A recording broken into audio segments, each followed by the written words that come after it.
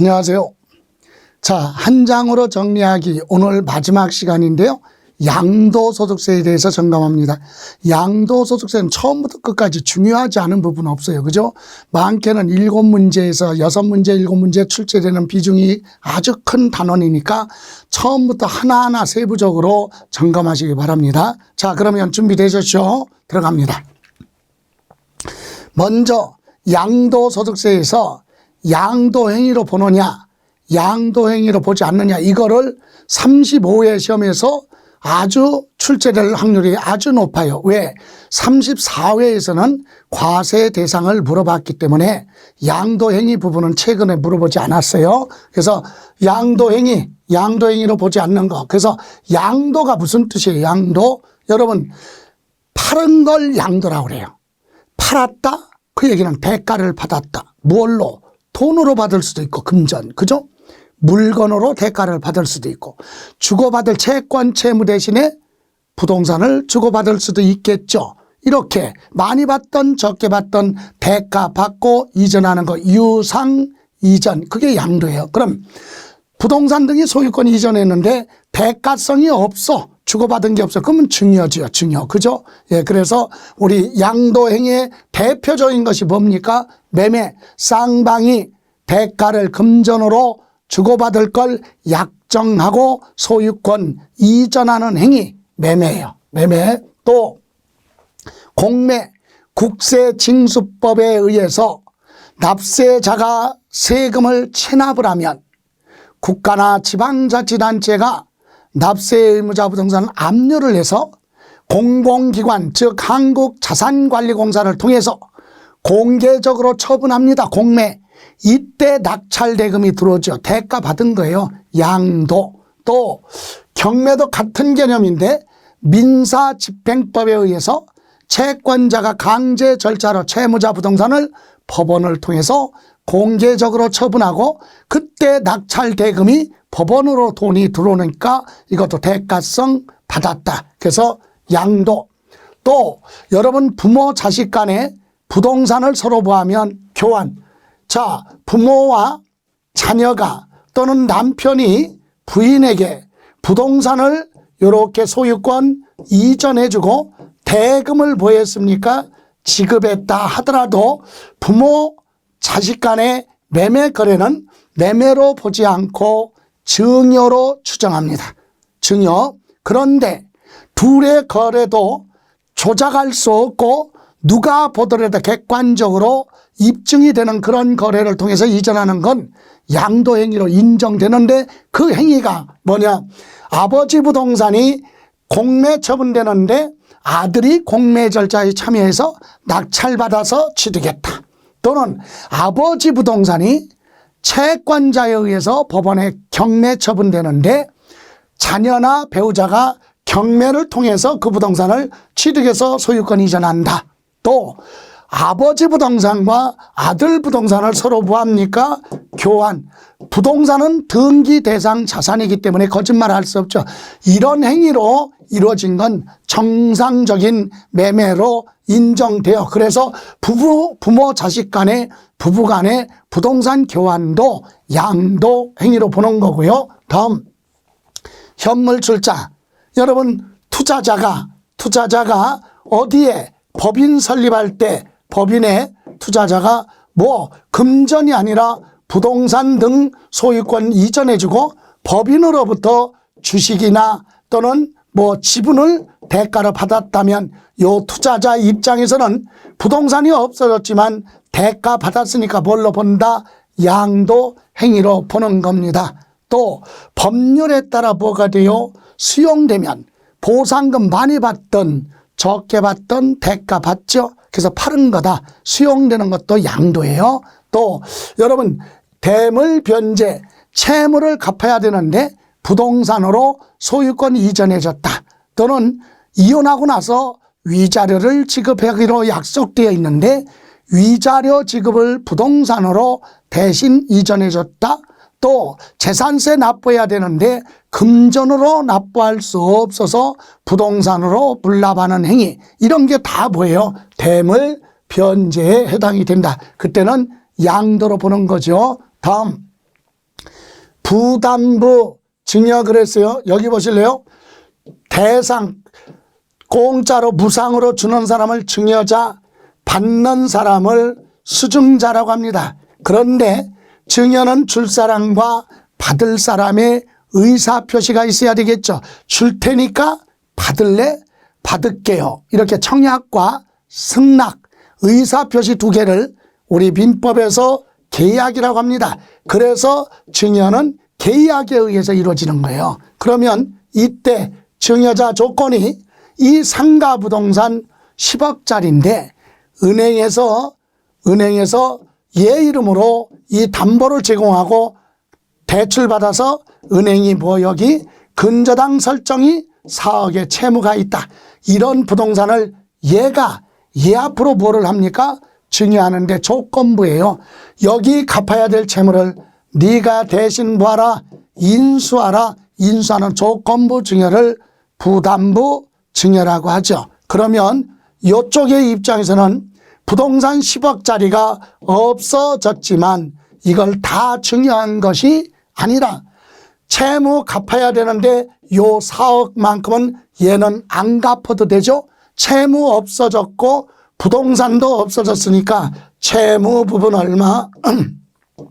4억 있죠. 이것은 증여가 아니라 뭐 팔았다. 양도로 보는 겁니다. 그리고 채무를 제외한 나머지 이외 부분 얼마? 6억. 이것은 증여로 본다. 그럼 여기서 받는 사람도요. 부동산 얼마짜리예요? 10억짜리 부동산 받았는데 이거에 대해서 기본적으로 뭐 내야 돼요? 취득세 내야 되겠죠. 이때 채무 부분 얼마? 4억 얘가 인수하는 조건이죠. 그럼 이거는 채무는 공짜로 받은 게 아니에요. 공짜로 받은 게 증여라니까. 근데 이거는 갚을 거잖아요. 그러니까 이 4억은 증여가 아니라 유상, 뭐라 그래요? 매매로 취득한 거고 나머지 요걸 뺀 나머지 얼마? 6억만 뭘로? 증여로 취득한 걸로 보고 취득세 부과한다. 그래서 우리는 부담부 증여 나오면 양도소득세가 됐던 취득세가 됐던 요 부분이 무슨 부분? 채무 부분은 증여가 아니라 사고 팔은 매매로 본다. 그래서 무슨 부분? 채무 부분은 양도로 보는 겁니다. 채무 부분만 양도행위로 본다. 다음, 이번에는 양도행위가 아닌 거 양도로 보지 않겠다. 그래서 첫 번째 뭐예요? 환지 처분 및 보류지 충당. 환지 처분은 도시개발 사업을 할 때 토지 소유자로부터 토지를 받아가지고 사업 시행자가 도시개발 사업을 한 후에 나중에 지목지번이 바뀐 새로운 토지를 종전 토지 소유자한테 되돌려주는 행위. 이게 뭐예요? 환지 처분. 양도로 보지 않는다. 또 보류지 충당하면 환지 처분하고 남는 토지의 일부를 공사비 대가로 받거나 아니면 공공용지로 사용하기 위해서 남겨둔 토지를 보류지 충당, 양도로 보지 않습니다. 또 공유물 분할 그랬죠. 공동 등기되어 있던 토지를 하나의 토지를 둘로 나누는데 지분 변동이 없어요. 또 하나의 토지를 둘로 구분했다가 그 토지를 다시 재분할하더라도 결론은 뭐가 없으면 지분 변동이 없으면 양도로 보지 않습니다. 또 양도 담보, 글자 그대로 보죠. 담보. 채무자가 채무를 변제 갚을 때까지만 담보 계약 체결하고 부동산을 채권자 앞으로 소유권 이전해 주는 게 양도 담보이고 파는 거 아니에요. 담보로 맡긴 거지. 이해가세요? 그래서 담보 계약 체결하고 소유권 이전은 양도로 보지 않습니다. 그런데 나중에 만기에 가서 약속된 날짜에 채무를 불이행 못 갚아서 그 변제에 담보물권을 충당했다. 그때는 양도행위로 보는 거죠. 다음 재산분할 청구 그랬죠. 자, 협의 이혼을 하던 재판상 이혼을 하던 이혼을 했어요. 그러면 민법에는요, 혼인한 이후에 형성한 재산은 모은 재산은 부부 공동재산이에요. 근데 지금 이혼했으니까 자기 거 자기가 가져가야 되겠죠. 이게 재산분할 청구예요. 내 거 달라. 그래서 줬어요. 그러면 부동산 예를 들어서 남편 앞으로 돼 있던 등기된 부동산을 재산분할로 전 부인한테 소유권 이전해 주는 건 파른 걸로 보지 않는다. 왜?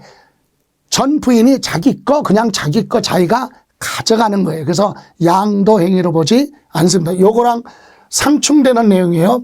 이혼하면서 위자료 준 것은 양도, 이혼하고 나서 재산분할로 이전하는 건 양도로 보지 않는다. 그거 또 소유권 환원 그랬죠.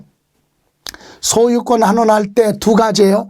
다른 사람한테 소유권이 이전됐다가 다시 되돌아올 때 양도로 보지 않는 것은 신탁법에 재산을 맡겨놓고 법원의 판결로 신탁 재산을 해지하고 소유권 되돌려받는 건 거래가 아니다. 매매 거래 아니에요. 또 하나는 매매 원인 무효 소송.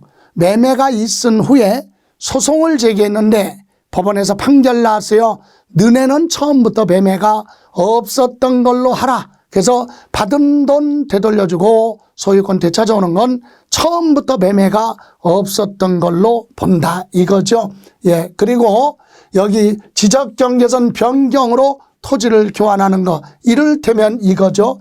농사 짓고 있는 농지가 있다고 가정해 봐요. 근데 농사 짓는 이 농지의 경계선이 요건 갑이 소유하고 있는 농지고 이건 을이 소유하고 있는 농지인데 소유자가 서로 달라요. 근데 경계선이 이렇게 꾸불꾸불 되어 있으니까 농사 짓는데 불편하잖아요. 경운기도 못 다니고. 예, 그래서 얘들이 모여갖고 저녁에 막걸리 한 잔 마시면서 막걸리 마셔야 이게 얘기가 되는 거지. 만약에 커피 마시면서 차 한 잔 마시면서는 결론이 안 나요. 왜? 막걸리 한 잔 마셔야 조금 많이 마시는 사람이 인간미가 나타나지. 그죠? 유하게. 그래서 자, 이렇게 뚝 잘랐어요. 이렇게 해서 경계선을 새롭게 만들었다 이거지. 변경했어요. 그러면 여기 보세요. 경계선 변경하기 전에 요 토지는 누구 거였었죠? 갑소유 땅인데 이제 누구한테? 을한테 소유권 이전해주고 요건 을 소유 토지인데 누구한테? 갑 앞으로 소유권 이전. 요 토지와 요 토지를 교환하는 건 목적이 뭐예요?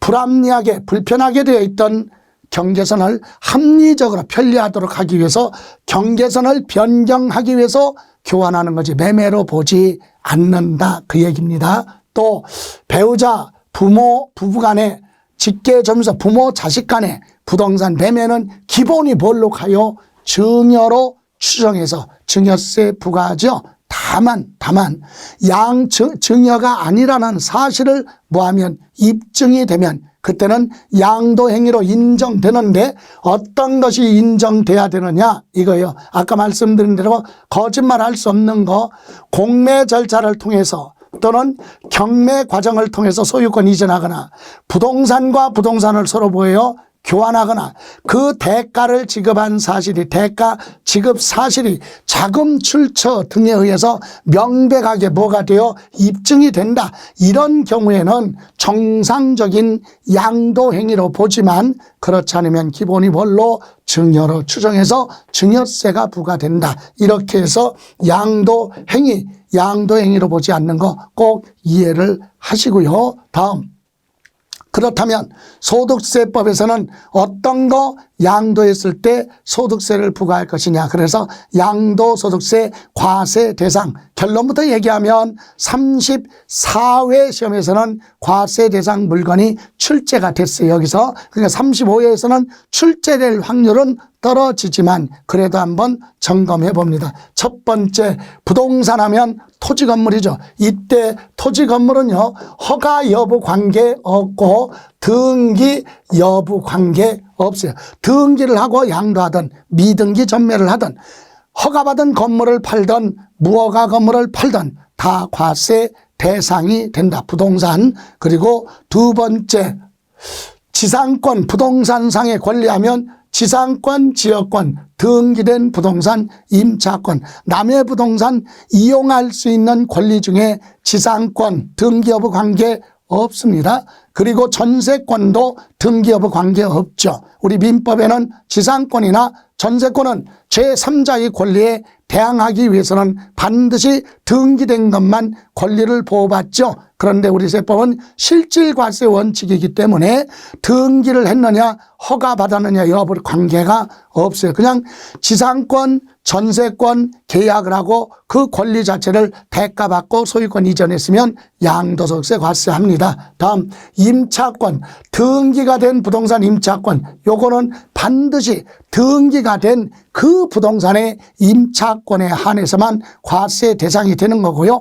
등기가 안 된 부동산 임차권은 매매 자체가 발생하지 않죠. 그래서 등기된 임차권은 임대인의 입회하에 매매가 그것도 제한적으로 인정이 됩니다. 그래서 이거는 반드시 등기된 것만 과세 대상이다. 이렇게 이해하시면 되고요. 다음 부동산 취득할 수 있는 권리가 있어요. 부동산 취득할 수 있는 권리를 가지고 있는데 약속된 날짜 만기가 되면 권리는 소멸되는 대신에 토지 건물이 생긴다. 그래서 부동산 취득할 수 있는 권리라고 하는데 구체적으로 조합원 입주권, 분양권, 아파트 당첨권, 그리고 만기가 되면 토지로 바꿔줄게. 토지 상환채권, 주택으로 바꿔줄게. 주택 상환채권, 이런 것 등을 부동산 취득할 수 있는 권리라고 하는데 이런 권리를 양도 돈 받고 대가 받고 이전하면 양도소득세 부과를 하겠다 이 얘기입니다. 다음 부동산과 함께 양도하는 이주권이나 부동산과 함께 양도하는 영업권은 과세 대상이다. 여기서 부동산과 별도로 단독으로 양도하는 건 과세 대상이 아니라는 거. 부동산과 함께 양도할 때만 과세 대상이 듭니다. 같이 양도하더라도 부동산 따로 이주권 따로 계산해서 신고하는 거, 이런 건 과세 대상이 아니라는 얘기입니다. 그리고 주식 및 출자 지분이 있죠. 주식, 대주주, 상장 주식, 대주주가 양도하는 거, 또는 파생 상품 거래죠. 코스피 200 선물 거래나 옵션 거래 이와 같은 파생 상품. 그 다음에 신탁 수익권, 이런 것을 양도 권리를 가지고 있다가 양도했을 때 과세 대상으로 하겠다라고 하는 내용이. 그래서 이거는 과세 대상은 34회에서 출제됐기 때문에 35회 시험은 이 부분이 중요하다 그랬습니다. 그리고 이제 공부할 것이, 그러면 본격적으로 양도소득세 과세 표준 계산하기 전에 전 단계 언제 취득해서 언제 파는 걸로 보고 날짜 계산할 것이냐, 그게 보유기간이라고 하죠. 그래서 양도소득세에서는요, 보유기간이 기냐 짧으냐에 따라 공제금액이 달라지고 세율도 달라져요. 그리고 비과세에서도 보유기간 나오죠. 그래서 이때 보유기간은 언제, 이거죠. 언제 취득을 해서 그리고 가지고 있다가 언제 양도를 했느냐. 그래서 취득한 날부터 부할 때까지, 양도할 때까지 기간을 가지고 있었던 기간, 무슨 기간? 보유기간. 이걸 계산하기 위해서 취득은 언제 했고 언제 파는 걸로 보느냐. 날짜 계산, 시작하는 날과 끝나는 날, 이게 양도 및 취득식이에요. 여기서 꼭 중요한 거. 여기서 취득했다고 그래서 여러분 취득세 생각하면 안 돼요. 취득세는 지방세법에 취득세가 따로 있고, 그죠? 이건 지금 양도소득세야. 개념 없이 그냥 다 같이, 여기서 취득해서 여기서부터 취득세 아니지. 취득세 내라고 날짜 정해놓은 것도 취득식인데, 그건 취득세 공부할 때 지방세법에 취득시기가 있었죠. 근데 여기서 말하는 취득시기는 여기서 취득했어? 그럼 여기서부터 날짜 계산해. 팔을 때까지. 여기서 취득했어요? 그럼 여기서부터 팔을 때까지 보유기간 시작하라. 시작하는 시점을 취득시기라고 하는 거지, 취득세 내는 날짜 계산하지 말아라 이 얘기예요. 취득세하고는 별개니까. 그거 이해하시고, 그러면 기본이 뭐냐? 일반적인 매매, 그러면 대금을 부한 날, 청산한 날, 잔금 실제로 주고받은 날, 그날 취득한 사람은 그날 취득한 걸로 보고 날짜 계산 시작하고, 잔금을 받았으면 받은 사람은 그날 파는 걸로 보고 날짜 계산을 끝내라. 이해가세요? 그런데 대금 청산한 날이 불분명하다 그런 게 있어요. 대금 청산하는 날이 뭐라고요? 불분명하다. 그럼 뭘로 간다?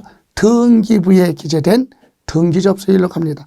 대금 청산하는 날이 불분명하다 이 얘기는 뭐예요? 실제로 잔금을 주고받긴 했는데 금융거래한 것이 아니라 당사자 간에 직접 주고받은 것은 법에서 인정할 수가 없어요. 그래서 불분명한 사유로 보고 뭘로 간다? 등기접수일로 간다. 그래서 제가 이거 할 때마다 강조하는 게 뭐예요?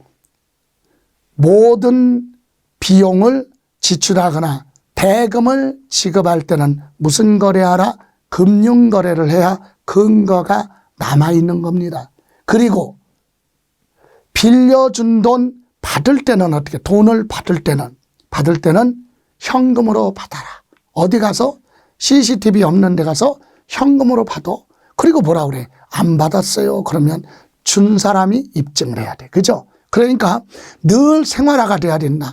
지출하는 건 근거를 남기기 위해서 금융거래. 그죠? 금융거래가 뭐예요? 신용카드로 결제를 하든가 무통장 입금을 하든가 계좌 이체를 하든가 통장사본 복사 이런 걸로 확인돼야 돼요. 아니면 정상적으로 세금 계산서를 주고받든가. 그죠? 예. 자, 그럼 두 번째. 실질적으로는 많이 발생하지 않은 특수한 거래, 장기 할부 조건. 무슨 말이에요? 부동산을 양도를 파는데 대금을 한꺼번에 받는 게 아니라 여러 차례 분할해서 받는 조건, 할부 조건으로 부동산 매매한다. 그럼 언제 사고 파는 걸로 보느냐? 대금 결제 끝나기 전에 소유권 이전 등기 먼저 할 수도 있고, 어떤 사람은 대금 결제 끝나기 전에 뭐 인도 건네줄 수도 있고 먼저 사용해라 그럴 수도 있죠. 그래서 장기 할부 조건은 소유권 이전, 등기 접수일, 인도일, 사용 수익일 중에서 무한날, 빠른 날이에요. 무한날, 빠른 날. 요거 장기 할부 그러면 셋 중에서 무한날, 빠른 날. 사람마다 다 제각각이니까. 그죠? 다음 자가건축. 내가 건물을 새로 지었어요. 옛날에 건물을 지어서 가지고 있다가 오늘 팔았어요. 그러면 옛날에 언제 취득이냐? 자가건축은 사용해도 좋다는, 건물 다 지어놓고 사용해도 좋다라고 하는 사용승인서 교부받은 날, 그날 취득이에요.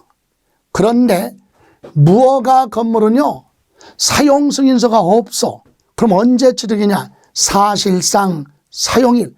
여러분, 사실상 사용이라면 실무에서는 전기, 수도, 가스가 공급된 날을 사실상 사용일 이렇게 얘기하죠. 예, 이렇게 취득한 걸로 보고 보유기간 계산한다. 그럼 상속받은 부동산은 언제 취득이냐? 상속 개시일, 사망한 날. 그죠? 또는 증여받아서 취득한 건 실제로 뭐 받은 날, 증여받은 날 취득한 걸로 보고 날짜 계산을 해서 팔을 때까지 보유기간을 계산을 하라 이 얘기죠. 예. 다음 법률에 따라 뭐가 돼요? 수용. 그러면 보상금 받는 사람은 다 제각각이야. 그래서 보상금 받아가라 이렇게 고시가 되니까 이쪽 분들은 보상금 그냥 수령했어요. 보상금 받아갔어. 그러면 그 사람들은 대금 결제 끝났잖아. 대금을 뭐한 날, 청산한 날. 이쪽 분들은 보상금 받아가라 그랬더니 보상금이 너무 적다고 거부하는 거야. 그러면 절차에 따라 수용 재결 절차를 가고 강제로 수용할 수도 있죠. 그때는 수용 개시일로 갈 수도 있고, 아니면 대금 결제 끝나기 전에 먼저 등기를 해주는 경우도 있을 것이다. 그래서 우리 법은 수용도 소유권 이전 등기 접수일, 사용 수익일, 그죠? 또는 수용 개시일, 또는 소유권 이전 등기 접수일, 대금 청산일 중에서 무한 날, 빠른 날. 셋 중에서 빠른 날로 가라. 이해가세요? 대금 결제 끝났으니까 대금 청산한 날, 아니면 수용 개시일, 소유권 이전 등기 접수일 중에서 빠른 날. 다음 환지 처분이 뭐예요? 옛날 땅 주고 새로운 토지 받았어요. 이를테면 이거죠. 자, 전답 농지를 취득해서 소유하고 있다가 이쯤에 누구한테 사업 시행자한테 뭘 주고? 전답을 주고, 그죠? 보상금 받고 떠나면 수용 방식이고, 환지 방식은 요 토지를 주고 사업이 끝난 후에 대지로 지목이 바뀐 새로운 토지를 환지, 되돌려받기로 환지 계약 체결해서 대지 받았어요. 그리고 나서 지금 이 대지를 여기서 뭐 했다면, 양도를 했다면 이 대지는 언제 취득한 걸로 보고 보유기간 계산하느냐 이 얘기예요. 자, 옛날 땅 주고 대지 받은 건 새로운 취득이 아니에요. 그래서 환지받은 토지는 환지받은 날 취득이 아니라 환지받기 전 토지의 뭐 취득일, 요렇게 보유기간 계산한다 이 얘기입니다. 원래부터 가지고 있었다. 그래서 환지받기 전 그 토지의 취득일, 원래 농지 취득한 날 거기서부터 보유기간을 계산한다. 그래서 환지 전 토지의 취득일, 이해가세요? 다만 당초 권리 변적보다 더 많이 받은 걸 증환지라고 그래. 또는 당초 권리 변적보다 적게 받은 걸 가만지. 요 짜투리는 더 많이 받은 증환지는 새롭게 취득한 거고, 가만지는 양도했다는 얘기가 팔았다. 요 짜투리, 증환지, 가만지 그 부분은 따로 떼어서 언제 환지처분 공고가 나면 그 다음 날부터 소유권 이전할 수 있어요. 그래서 환지처분 공고일 다음 날에 취득 또는 뭐 양도한 걸로 보겠다라고 하는 내용이죠. 이렇게 해서 이번 시간에는 양도소득세 양도로 보느냐 양도행위냐 아니냐를 알아봤고, 과세 대상 물건에 대해서 보셨고, 도대체 언제 취득해서 언제 양도한 걸로 보느냐 보유기간에 대해서 알아봤습니다. 그러면 여기까지 첫 시간 끝나고 잠시만 쉬셨다가 두 번째 시간 이어서 갑니다.